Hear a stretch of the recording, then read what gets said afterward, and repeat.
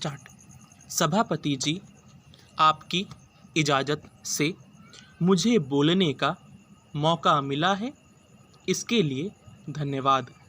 हमारे नेता माननीय मोहन सिंह जी पहले भी एक बेहतरीन किस्म का विधेयक लाए थे और आज दूसरी बार रोजगार की बात उन्होंने कही है। मैं इनको धन्यवाद देता हूँ क्योंकि इस तरह की सोच की इस देश को ज़रूरत है।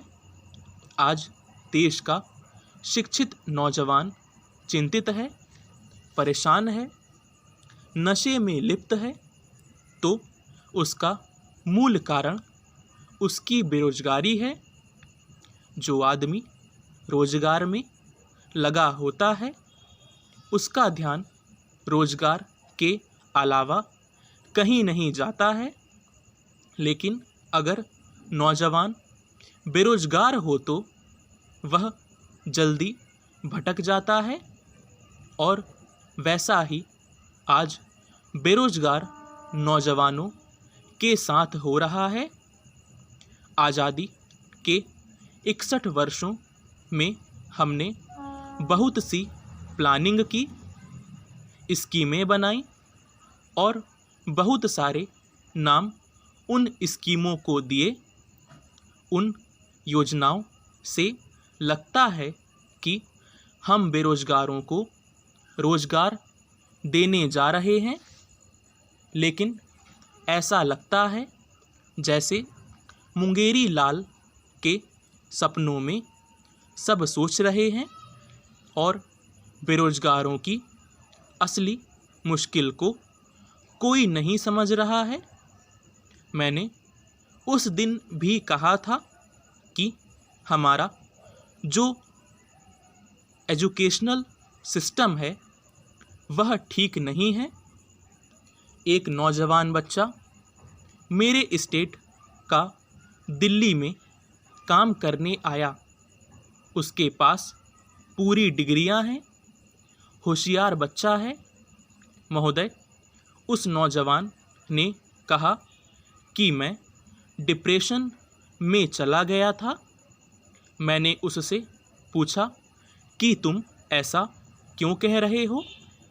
उसने कहा कि बचपन में मेरे पिताजी की मृत्यु हो गई थी और मेरी माँ ने एक प्राइवेट स्कूल में नौकरी की।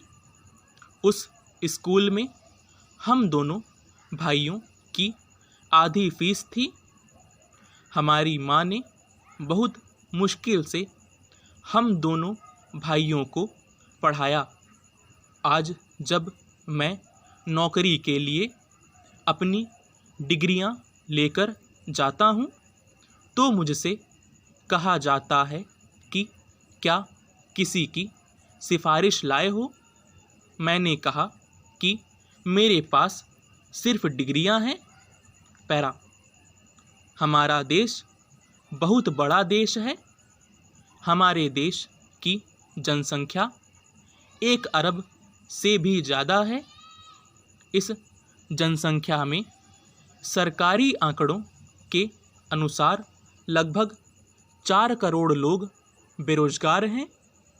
जो लोग नियोजनालयों में अपने नाम दर्ज कराते हैं, उनके आंकड़ों के अनुसार मैं यह बता रहा हूँ और मैं समझता हूँ कि ऐसे बहुत से शिक्षित नौजवान हैं जो अपने नाम रोजगार कार्यालयों में दर्ज नहीं करा पाते हैं, चूँकि उन्हें कोई इंटरेस्ट नहीं है, क्योंकि रोजगार के अवसर ख़त्म हो रहे हैं।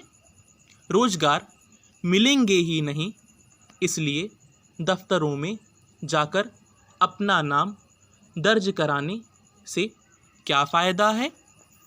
अब से कुछ समय पूर्व रोजगार कार्यालयों के माध्यम से जब सरकारी विज्ञापन निकला करते थे तो उनमें अनिवार्य होता था कि जिन लोगों के नाम रोजगार कार्यालयों के माध्यम से आएंगे उनके आवेदन पत्रों पर विचार किया जाएगा, लेकिन वर्षों से आमतौर पर यह एहसास हो रहा है, चाहे वह राज्य सरकार का दफ्तर हो या भारत सरकार का दफ्तर हो, कहीं से भी रिक्तियां नहीं आ रही हैं।